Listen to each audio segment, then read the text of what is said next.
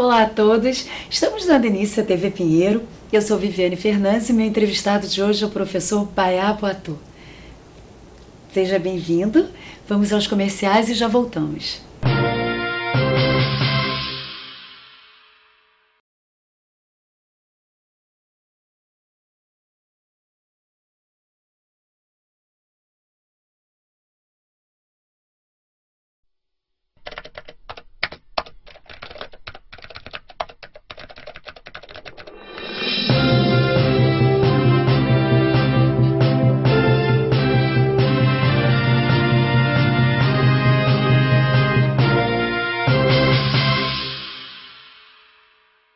Estamos de volta com a TV Pinheiro e este é o programa 100% Educação. Eu sou Viviane Fernandes e gostaria de dar boas-vindas ao meu convidado, Bayá Poitou. Seja bem-vindo ao nosso programa. Muito obrigado. É um prazer e é uma honra estar com o professor. O professor também foi meu professor de faculdade, né? Eu me formei em turismóloga. O professor é vice-presidente da Associação de Embaixadores do Rio de Janeiro. Autor de mais de 35 livros, e está escrevendo um livro que eu sei agora também, que já vai ser lançado em breve. É diretor do Instituto Preservale, que a gente vai conversar um pouquinho sobre isso, e é um currículo maravilhoso de muitas décadas de turismo, né, professor? É verdade, Viviane. A gente estava conversando até na rádio, né? Esses livros todos são livros técnicos voltados para o turismo e o senhor faz parte da história do turismo, né? Educacional, né? Porque muitos alunos hoje estudam através dos seus livros as formas técnicas de se tornar um bacharel, um turismólogo. Né? É verdade. O Brasil carecia muito, né, de obras técnicas que atendessem aos programas específicos das disciplinas. Então, o meu grande desafio foi lançar livros que pudessem, sem dúvida alguma, acabar um pouquinho com esse ato que existia dentro da bibliografia do turismo no nosso país. Então, com isso, foram nascendo alguns livros, não é? E esses livros, sem dúvida alguma, contribuíram de forma pequena, mas contribuíram, sem dúvida alguma, para alguns, hoje, turismólogos que estão aí no mercado. Que maravilha, professor. E esse próximo livro, pode falar para a gente como é que ele vai ser? Esse próximo livro, na realidade, ele está dividido em duas partes. Ele deve ser lançado no mês de abril, num grande evento para 1000 pessoas, num evento temático que eu vou fazer ou no Pão de Açúcar ou num hotel da Orla Marítima do Rio de Janeiro. Todos esses lançamentos dos livros que eu fiz nos últimos anos foram feitos, na verdade, dessa forma temática, porque nós que trabalhamos com turismo sabemos que as pessoas gostam desse tipo de atividade. E o próximo livro se chama Opiniões e Pensamentos. Ele está dividido em duas partes, uma parte voltada para textos específicos, artigos meus que foram publicados nos últimos 8 anos em diversos jornais e revistas no Brasil e no exterior. E a segunda parte são pensamentos. São ideias que eu tenho de manhã quando eu acordo, eu vou lá, posto nas minhas redes sociais e elas foram ganhando, na realidade, uma série de seguidores. Hoje eu tenho uma média de 1.200.000 de seguidores nas minhas redes sociais. Então isso foi me ajudando e as pessoas diziam, aproveita, coloca esses pensamentos num livro. Daí eu tive a ideia de dividir esse livro em duas partes. Uma parte que é uma parte, vamos dizer, técnica, e uma parte do coração, que são os pensamentos. É a primeira vez que eu escrevo um livro, sem dúvida alguma, voltado para duas partes, para o afeto e para a razão. Também tem uma coisa que eu gosto muito, que é fotografar, Viviane. Então eu tinha lançado, no ano passado, um livro de fotografias. Eu conheço mais de 200 países, então eu lancei um livro sobre as viagens que eu fiz, não é? E aí foi um livro de inspiração, para que as pessoas olhassem aquelas fotografias e sentissem vontade de conhecer os locais. O turismo é muito divulgado, sem dúvida alguma, através dessa percepção que uma fotografia pode ter e fazer com que a pessoa sinta vontade de se deslocar até aquele local. Então foi essa a intenção do livro de fotografias. Nossa, que maravilha, né? É porque a gente viaja através das imagens mesmo, né? Através das nossas expectativas, né? Turismo é muito bacana. É diferente de você estar adquirindo algum bem material. Sem dúvida alguma. Você sabe, eu tenho um blog também que é Viajando com Bayard Boatê, e eu vou transformar esse blog no ano que vem num livro também sobre viagens. Agora, viagens inusitadas. Quer dizer, na realidade, eu gosto muito de conhecer lugares inusitados. Então, eu acho que a gente tem que ir para Malásia, para Dubai, para Moçambique, para Angola, para Guiné-Bissau, para países descobrir na realidade alguma coisa. E eu acho que isso vai fazer com que o turismo se movimente um pouco. A gente tem que apresentar para a atividade turística alguma coisa diferente dos roteiros convencionais. Hoje tem muita gente que quer viajar e não quer fazer um roteiro convencional. Sim. Então talvez esse seja o grande desafio hoje de um profissional de turismo, de propor novos roteiros.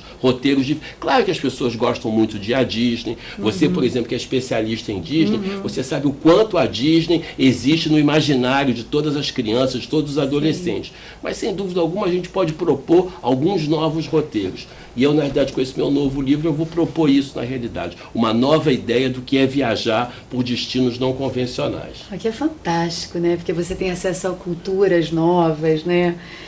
A gente volta renovado de uma viagem, né? Você volta de fato diferente, né? Isso é incontestável. Eu acho que o que caracteriza o turismo e a educação é justamente essa diversidade. A gente tem que estar aberto para novas culturas, novas ideias, para o empreendedorismo. Essa é a característica do homem moderno, da instituição de ensino moderna, do novo embaixador de turismo. É alguém que está aberto para a diversidade, para entender que o mundo é um conjunto de culturas, é um conjunto de belezas naturais. E que a gente tem que entender que se nós não tivermos a cabeça aberta, nós vamos perder o trem. Não é? Quem, na realidade, não teve a cabeça aberta para entender esse mundo, que é um mundo composto hoje por pessoas que pensam diferente, que têm religiões diferentes, têm opções sexuais diferentes, têm opções políticas diferentes. A gente não pode, na realidade, pensar que a cultura é unilateral, é alguma coisa que vem da cabeça de uma pessoa só, não. Ela vem de um país como um todo, e a nossa história é muito bonita nesse sentido. É verdade, professor. Aliás, é sempre uma aula, né? Eu converso e tenho uma aula ao mesmo tempo aqui. Professor, com relação ao Instituto Preservale, né? O que é o Instituto? Quais são os seus principais projetos? Conta um pouquinho pra gente aqui. É interessante, não é? Eu acabei de falar em história.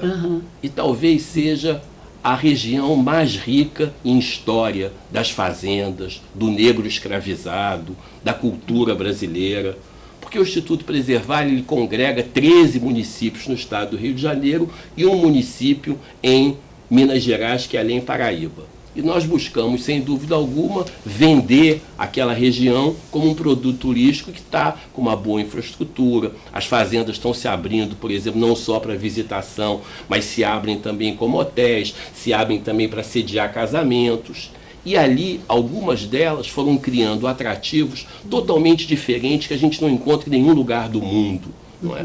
Por exemplo, a Fazenda União criou o chamado Museu dos Escravos. Uma beleza, não é? Eles representam cenas do negro escravizado, é uma coisa, enfim, muito interessante. Cultural, você visitar uma fazenda onde você pode vivenciar um pouquinho da história do Brasil. Por exemplo, a Fazenda São Luís da Boa Sorte, ela tem um museu do café, que era uma coisa que faltava no estado do Rio de Janeiro. Como é que um estado, na verdade, que foi produtor de café, não tinha o seu museu de café? Então, são esses pequenos atrativos, na realidade, que vão diferenciando essas fazendas e vão criando nessa cadeia produtiva do Vale do Café um grande diferencial. Vou dar um outro exemplo. A gente tem um jardim chamado Jardim Uanaetê, que é de uma arpista chamada Cristina Braga. Essa arpista criou um jardim sensorial.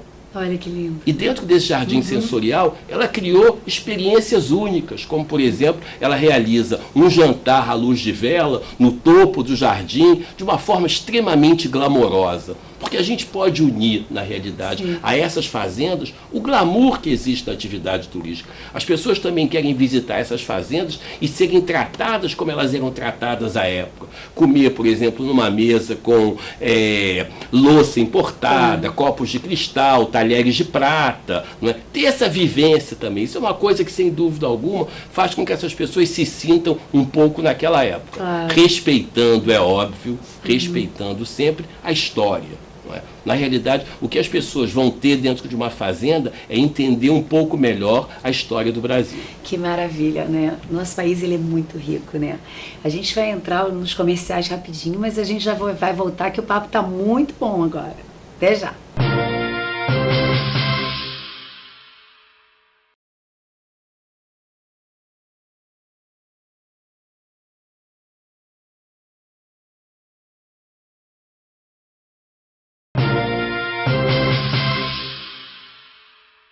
Estamos de volta com a TV Pinheiro, programa 100% Educação, e eu sou Viviane Fernandes, minha entrevistada de hoje é o Baiá.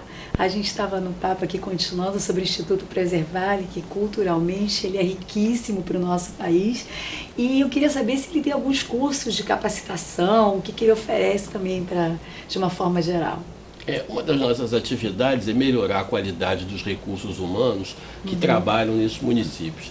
Então, hoje a gente desenvolve 3 grandes programas. Um programa voltado para o atendimento turístico, um programa voltado para o marketing turístico e um outro programa voltado para a gastronomia e para a história. São normalmente workshops que duram de 6 a 8 horas, são ministrados no próprio município com parceria local e não custam absolutamente nada. Na realidade, nós levamos toda a infraestrutura para realizar aquele curso naquele município. Os municípios normalmente se interessam. As prefeituras querem sediar porque elas entendem a importância que esse processo de qualificação pode ter na melhoria final da qualidade do produto que eles vendem em última instância. Que maravilha, né? E nós que ganhamos com cultura, né? Com essa cultura maravilhosa que a gente deixa aí para os nossos próximos netos e filhos, enfim. E isso realmente é muito importante, enriquece muito o nosso país, né? Agora, Baiá, a gente voltando aqui um pouquinho para falar entre o mercado do Rio e São Paulo, o que você acha desses dois mercados de uma forma geral, da demanda deles? Olha, você sabe, existe uma briga grande aí agora, dizendo que São Paulo recebe mais turistas do que o Rio de Janeiro. Outro dia até, um grande jornal de grande porte do Rio de Janeiro, onde eu escrevo, inclusive, falou sobre isso. Então nós temos que entender bem essa história de quem recebe mais, quem recebe menos. São Paulo é o principal portão de entrada de turistas estrangeiros que visitam o Rio. O que isso significa? Que a maior parte dos voos internacionais chega em São Paulo. São Paulo é o que nós chamamos em turismo de hub, ou seja, a partir de São Paulo, os voos chegam ali e as pessoas são distribuídas no Brasil como um todo. Então, e São Paulo também é um grande centro de eventos. Por conseguinte, São Paulo é a principal porta de entrada do país. Somente que, além dos turistas que optam por entrar pelo Rio de Janeiro, há um grande número de turistas que entram por outros portões de entrada, como São Paulo, como outros portões que foram sendo abertos no Nordeste e que vêm depois para o Rio de Janeiro.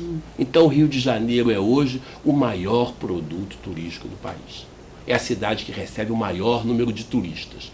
Claro, juntando aqui turistas nacionais e internacionais. Apesar de todos os problemas que nós temos, e nós que trabalhamos em turismo, a gente sabe, na realidade, que esses problemas nos afetam muito, não é? O problema, por exemplo, que a cidade passou da água, não é? Quando teve aquele problema da água, foi, na realidade, muito ruim para a cidade. Quer dizer, a água estava com gosto ruim, os turistas com medo de vir para cá por causa do gosto da água, enfim.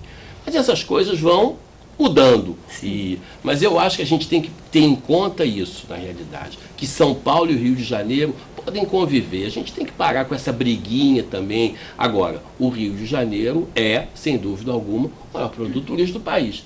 Não só pela sua capacidade de unidades habitacionais, quer dizer, nós temos muito mais unidades habitacionais do que a cidade de São Paulo. E o Carnaval do Rio de Janeiro está ligado à imagem institucional da cidade. Sim. Vamos colocar isso na nossa cabeça. O Rio sempre foi vendido através do Carnaval. Não é? Posteriormente, São Paulo se apropriou de algumas ideias nossas, como o famoso sambódromo criado no governo Leonel Brizola. Quer dizer, isso é uma coisa do Rio de Janeiro. Não era uma coisa, na realidade, que foi feita para o Brasil como um todo. São Paulo, depois, dentro de uma ideia de benchmarking, criou o seu próprio sambódromo. E a coisa funciona muito bem. Eu já assisti os desfiles em São Paulo, são belíssimos. São Paulo é uma cidade belíssima, cheia de opções culturais, cheia de opções naturais, não é? Só que eles também, muito bem antenados, fizeram o seguinte: colocar os desfiles da cidade de São Paulo em dias diferenciados do Rio de Janeiro, para que as pessoas pudessem, sem dúvida alguma, se quisessem, assistir o desfile em São Paulo e depois assistir o desfile no Rio de Janeiro. Então, sem dúvida alguma, eu vou dizer uma coisa para você, a gente tem que botar na nossa cabeça que Rio e São Paulo se complementam.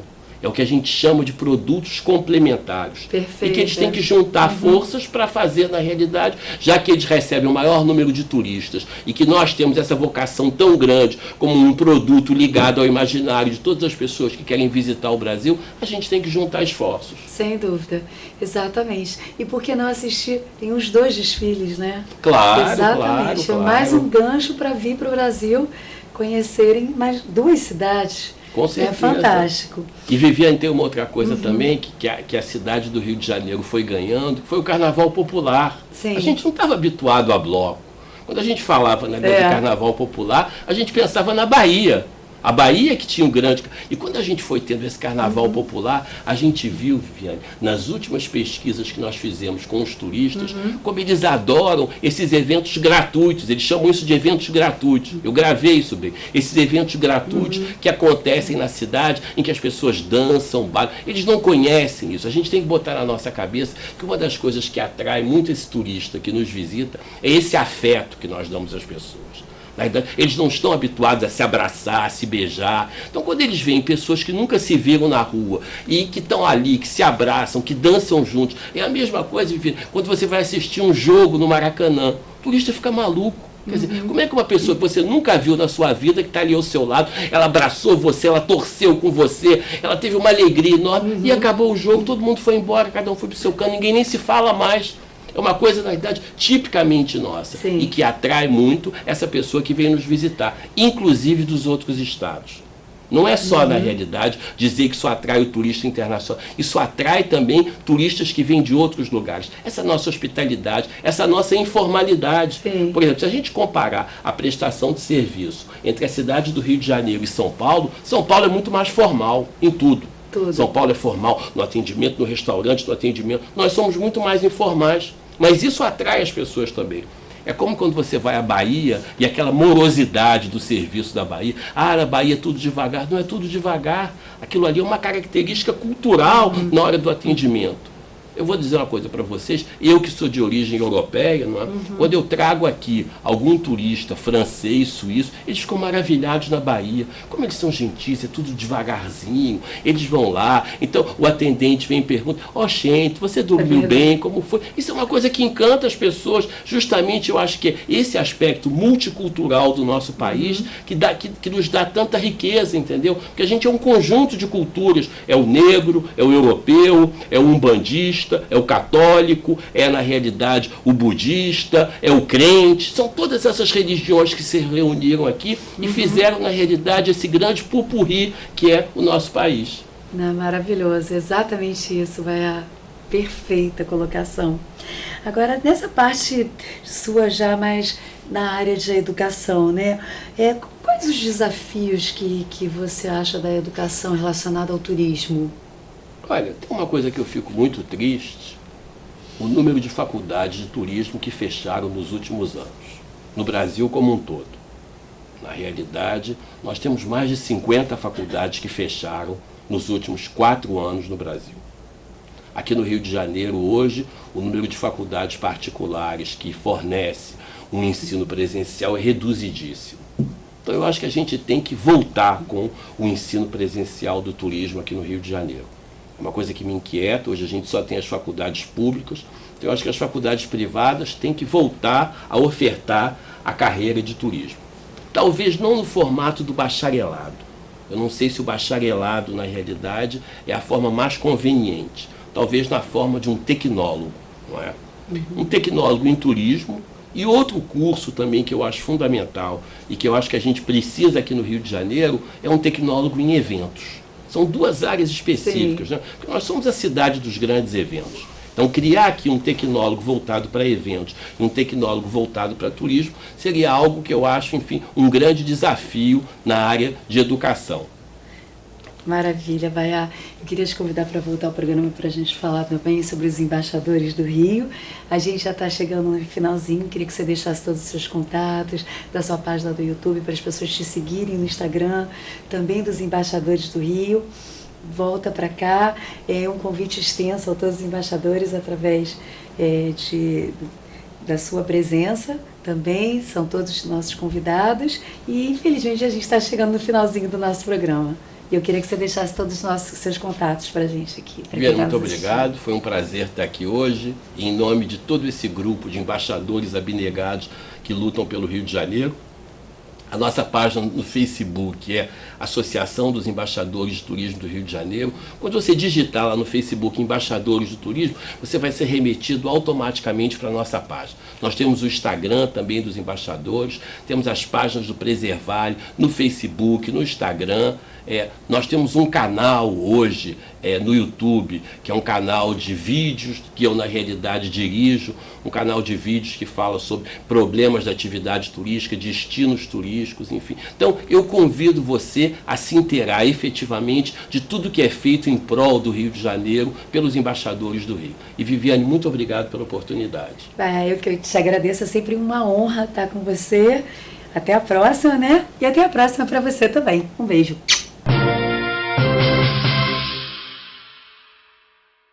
Quem canta seus males espanta. Quem não conhece esse ditado? Pois é, a música tem sido usada como terapia e tem tirado muita gente da depressão. Andressa Silva é a repórter.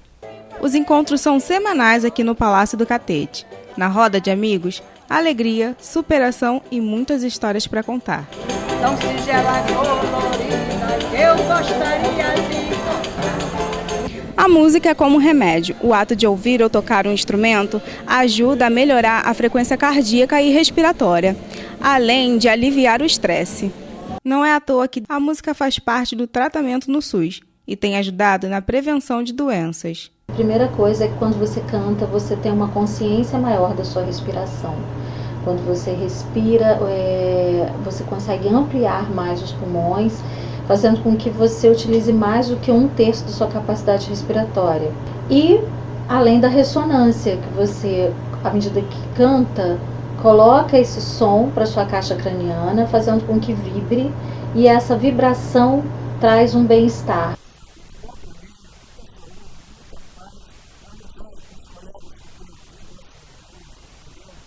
As canções também promovem integração social e tem aqueles que encontram um outro sentido de vida e até um novo amor.